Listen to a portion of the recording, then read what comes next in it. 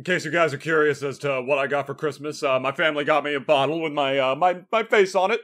You know, as if I wasn't vain enough of a person. And a brand new DX Racer, so I'm now officially a gamer. Thank you so much to my father for helping me build it. And thank you so much to my father for dropping literally the heaviest component in the entire set directly onto my toe and breaking it. Yeah. I am in an excruciatingly high amount of pain right now.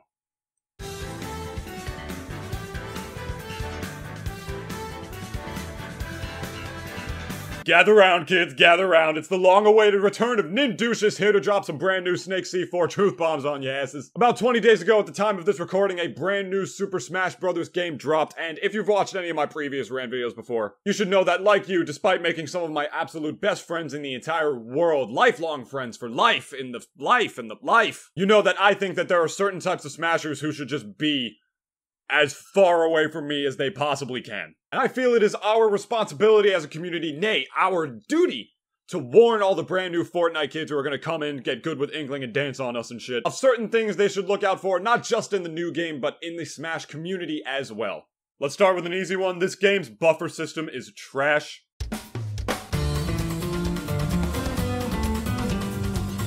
Now, I don't understand the intricacies of it because I go 2 and 2 and I'm not a nerd, but Ultimate's buffer system is different compared to the other Smash games. It's a lot more sensitive, if you would. What this basically means is that you could be in the air and you could try to air dodge to the right or something, and if you still have that input held, or if you held it like afterwards or something, as soon as you land on the ground, your character is going to roll despite you doing a different input as you buffer it on the ground. Whoever's idea that was at the dev office for Ultimate, I want you to take these cashmere gloves and just look really hard into them and then just smack yourself right in the face. Trust me, you're doing yourself a favor too.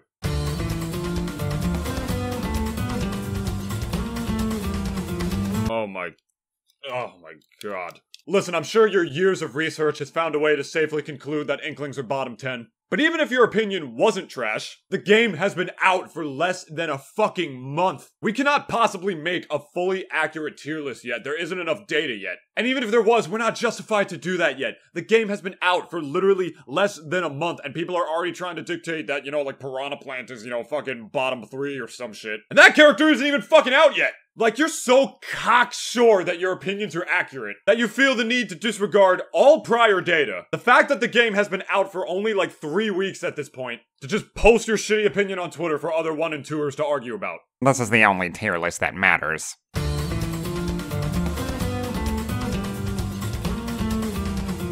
Inklings and their side B are a problem. Now, before you get your pitchforks out and try to stab me through your computer screen, I feel like it's important to say that I am not a member of Nerf culture. I do not think Inkling deserves a nerf. I'm just saying that when Inkling has enough time to whip that move out, ground you with it, run across the screen onto a brand new setup, run off of that setup and back onto the one that you guys were originally playing on, and still have enough time to get the forward smash,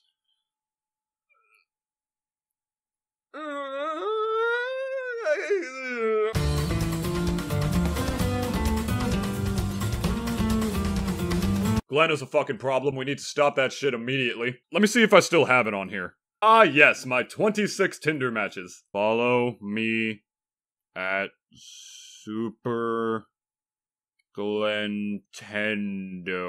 And done. Alright, all 26 of them. Wow, let's go. Let's go, Glenn. I got you a ton of new Twitter followers. You better be grateful.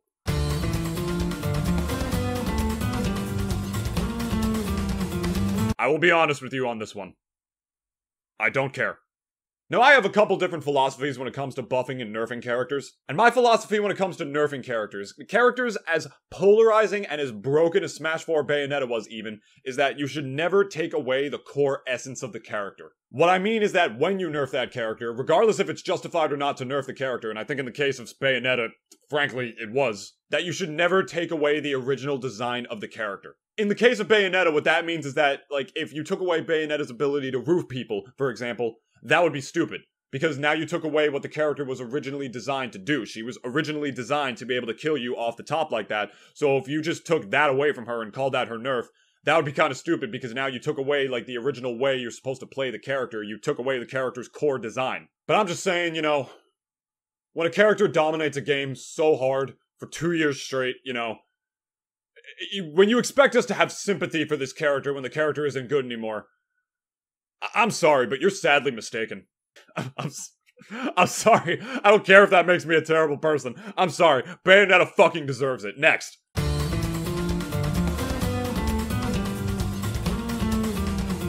I'm actually already so sick of seeing the Twitter combos that are on here. Wow! That down tilt to up air to nair to up air to nair to up air to nair to up air to forward air worked pretty well on that lifeless K rule in training mode, right? You are so good at this video game, man. I myself would never post a Twitter combo like that in the hopes that I could get some clout and that the higher ups in the Smash community will like it on their fingers with their phone device. Ever. I am above that.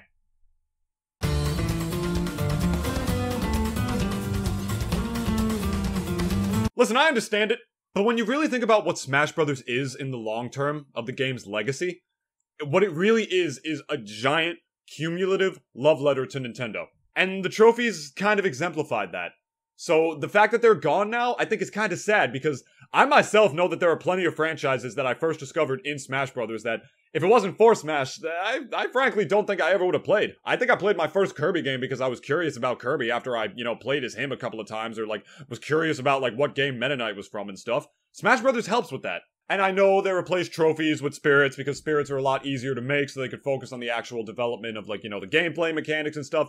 Again, I have nothing against that. That all makes total sense in terms of Ultimate's development. But Nintendo never took into account that there are losers like me who like to go through them and actually read them and learn about Nintendo history. But, apparently, Nintendo doesn't give a shit about Rantoonist anymore.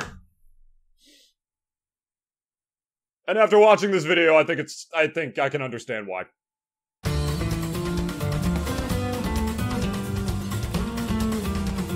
Fighting over which Smash Bros. Game they play. Who would ever do that? Go on Tumblr one afternoon and you see some crazy radical leftist with a t-shirt that says they feast on male tears, huh? Well, I feast on melee tears.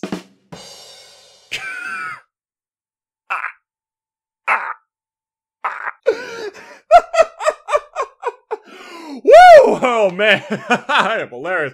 Oh, not to be confused with tears with an IE. There's a difference,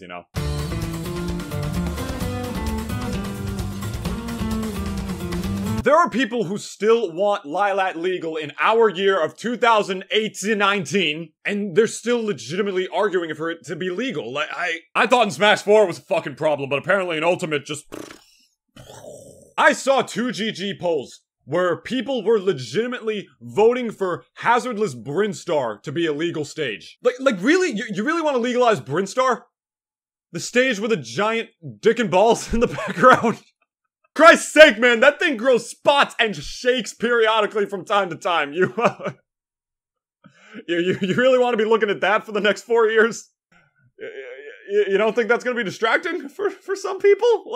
And then there's Forgate, the stage with a giant cockroach prominently featured for all to see. Come to think of it, I didn't really realize this until now. Why are all the Metroid stages so gross? One has a giant cockroach alien-looking thing prominently featured for all to see at the front of the level, and the other has a giant shaking, herpes-ridden dick and balls in the background. Dude, come on. No, but seriously though, we have a myriad of stages. Myriad? Melee? Melee? We have a ton of stages to choose from in this game, and you still want hazardless Smashville and fucking Lilat legal? Bro, come on. And this kind of stems into a bigger issue. How the fuck has there never been a Bowser's Castle stage in Smash? We've had 2 Peach's Castles, Hyrule Castle, Dracula's Castle, never once Bowser's Castle? Seriously? Besides there being a brief Bowser's Castle section in the Paper Mario stage, there has literally never been a single Bowser's Castle stage in the history of official Smash games, to say the least. And just... how?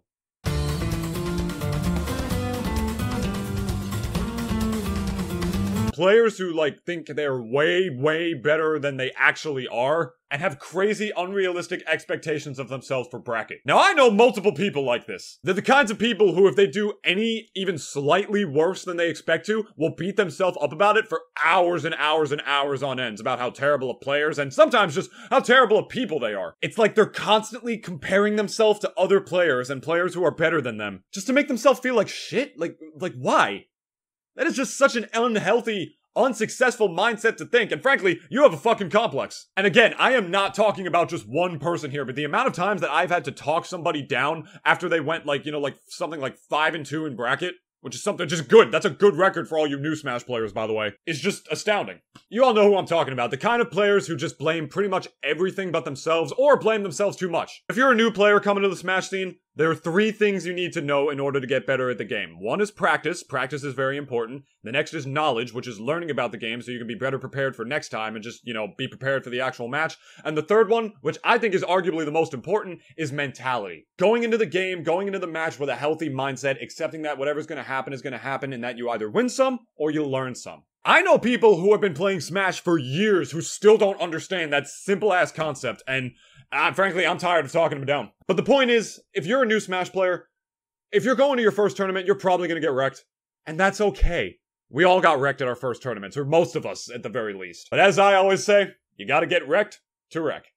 That's pretty much gonna do it, guys. I've been watching a lot of Rant videos recently, and it really made me want to make another one of these. I'm sorry, just getting in front of a camera and just ranting about shit is too much fun, man. It is honestly just too much fun. I very much recommend it to you, especially if you're going through therapy right now. But with all that being said, I hope you learned something in this video, and if you didn't, feel free to tell me something else that you find kind of annoying in the Smash community down in the comments below, and be sure to subscribe already if you haven't already. We are already on the way to 6K. I want to be senior 6K, just like the former Mango was. But if you haven't subscribed already, there are links down in the description to do that. Be sure to comment what pisses you off the most about the Smash community, or in this case, what pisses you off the most about Ultimate, and I will gladly see you next time. Thank you all so much for watching. Take care, and I'll see you soon.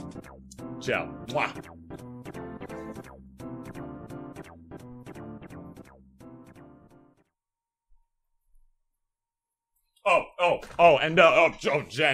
Follow me on Twitter. Follow me on Twitter if you haven't already. There are links down there in the description below. I'm most active on my Twitter more than any other social media.